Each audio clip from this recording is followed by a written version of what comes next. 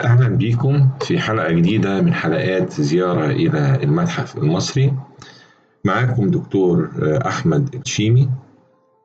ديت هي الحلقة رقم 10 من حلقات زيارة إلى المتحف المصري، والحلقة ديت هتكون تكملة للحلقة اللي فاتت. اتكلمنا فيها عن دخول الهكسوس مصر حربيا سنة 1730 قبل الميلاد، وكان في أواخر عهد الأسرة ال13 بعد ما تسللوا ليها سلميا في عهد الأسرتين التانية بعد ال10 وال13 وما قبلهما. في الحلقة ديت هنستكمل كلامنا عن الهكسوس وكيفية طردهم برا مصر من وجهة نظر المؤرخ المصري السمنودي مانيتون. ومانيتون عاش في القرن الثالث قبل الميلاد، وكتبها على برديات.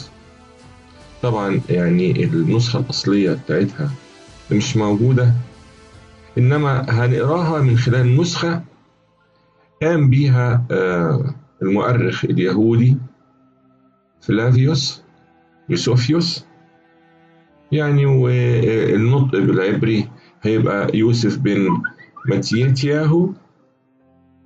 وهو عاش في الفترة من سنة 37 إلى 100 ميلاديا، يعني الكلام ده كان بعد ميلاد السيد المسيح.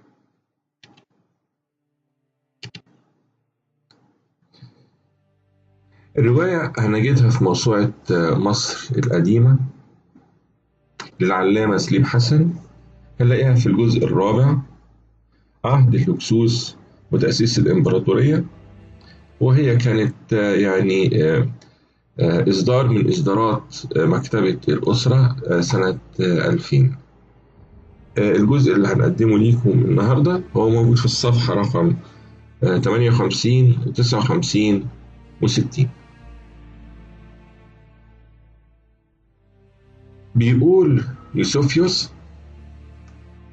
إن مانيتون كتب عنا إحنا اليهود ما يأتي، وإني سأقتبس كلماته كأني قد وضعته في قفص الشهادة.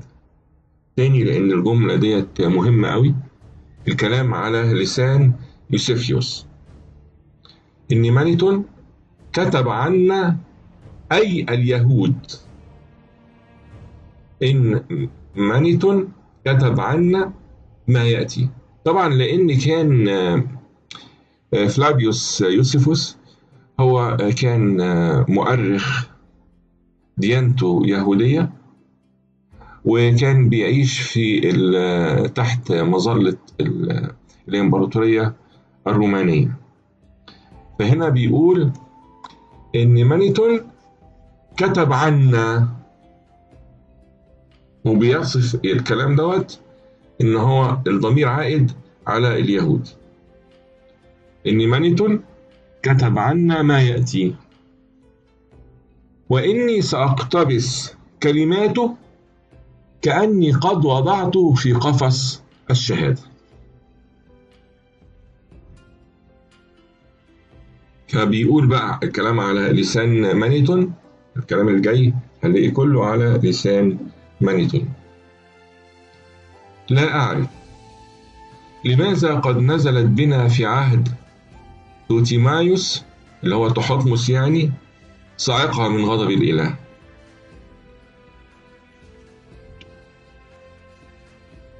فقد تجرأ قوم من أصل وضيع من الشرق على غزو بلادنا، وقد كان مجيئهم أمرا مفاجئا،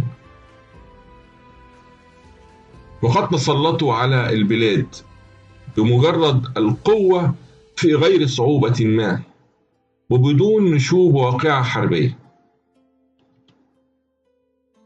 بعد أن تغلبوا على الرؤساء أحرقوا المدن بوحشية وأزالوا المعابد الإلهية من أساسها، وصاروا في معاملة الأهالي بكل قسوة فقتلوا بعض القوم وسبوا نساء وأطفال إناث آخرين.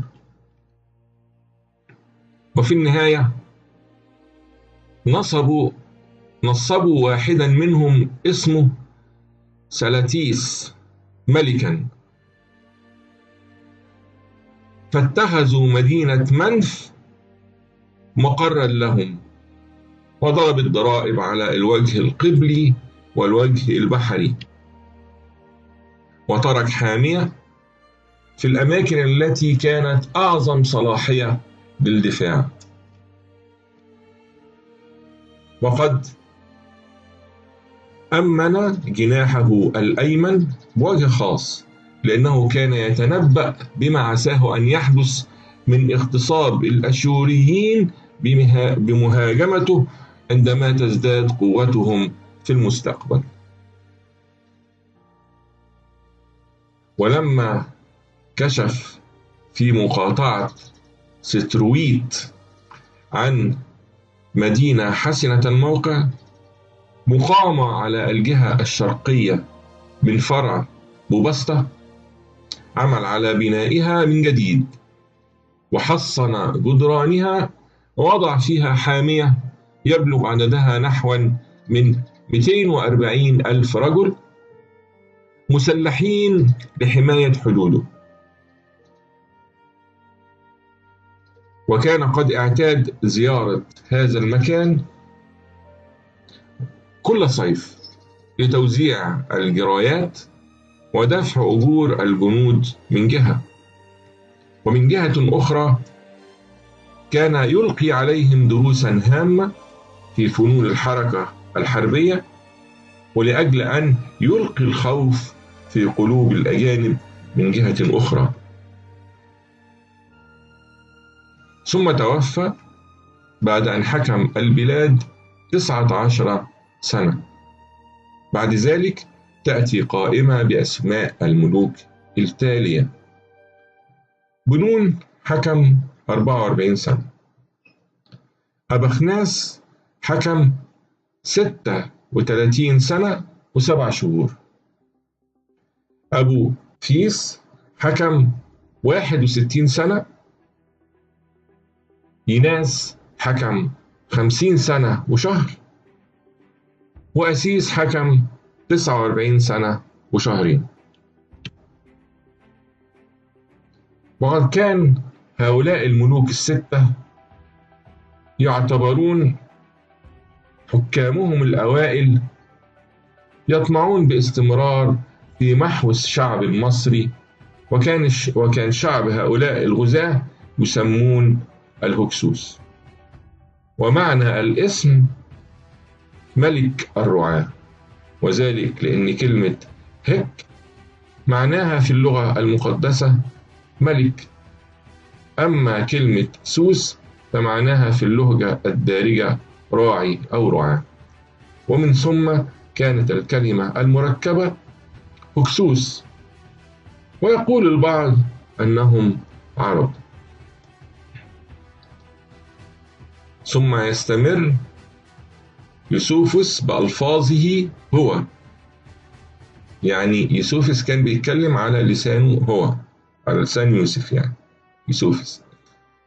وعلى أي حال،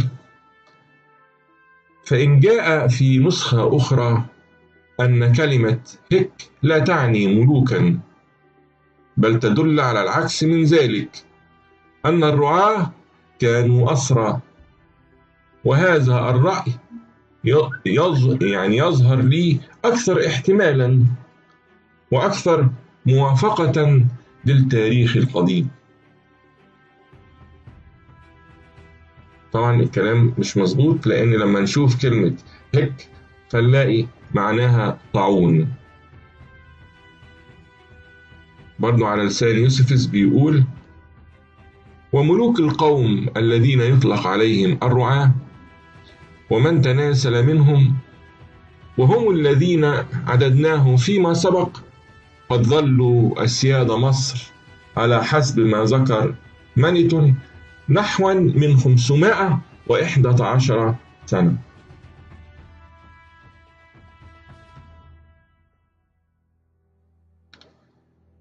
الفقرة التالية سوف يحلل يوسفوس ما جاء في مانيتون. فبيقول كلام على لسان يوسفوس: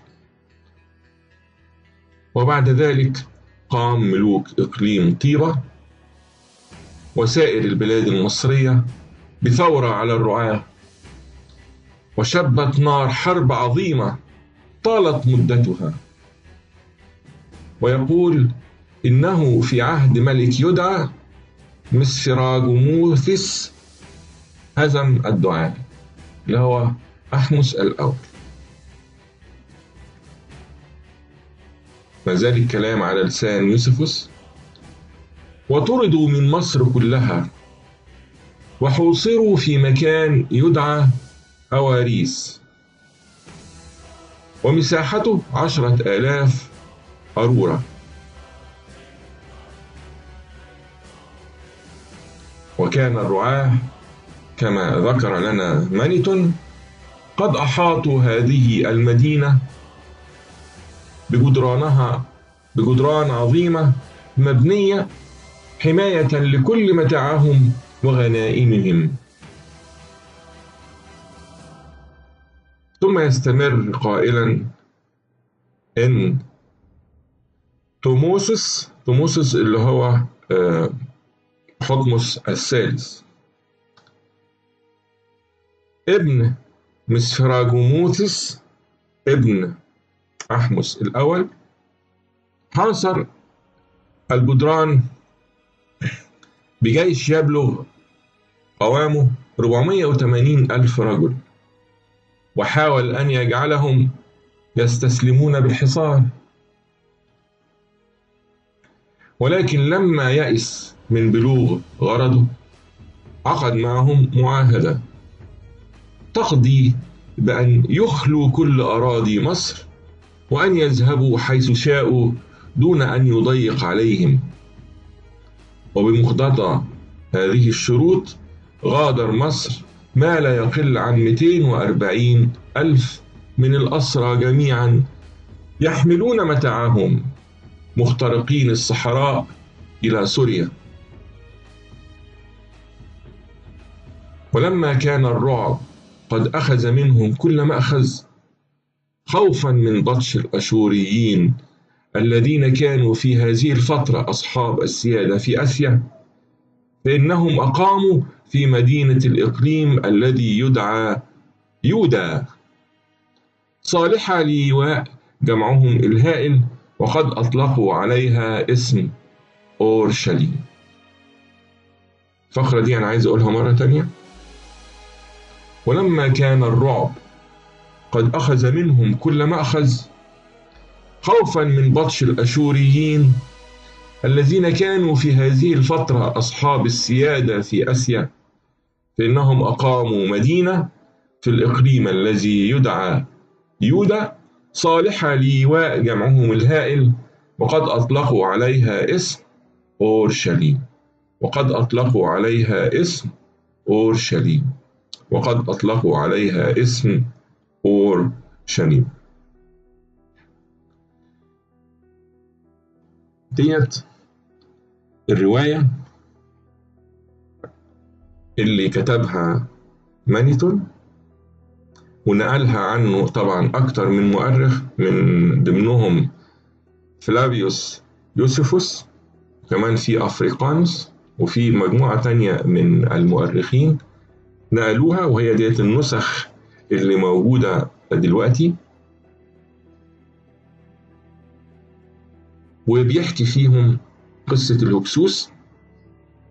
وزي ما شفنا إن يوسفوس كان بيعتبر الهكسوس دول هم اليهود، وإنهم في نهاية الأمر طلعوا بمعاهدة من الملك تحتمس الثالث إنهم يخرجوا من الأراضي وياخدوا معاهم كل اللي هم عايزينه من متاع، لغاية لما وصلوا منطقة اسمها يودا وأقاموا فيها وسموها مدينة أورشليم.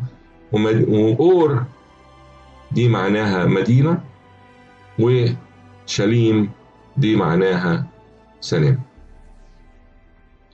وديت كانت نهاية حلقة النهاردة، ونشوفكم في حلقة أخرى من حلقات زيارة إلى المتحف المصري. إلى اللقاء.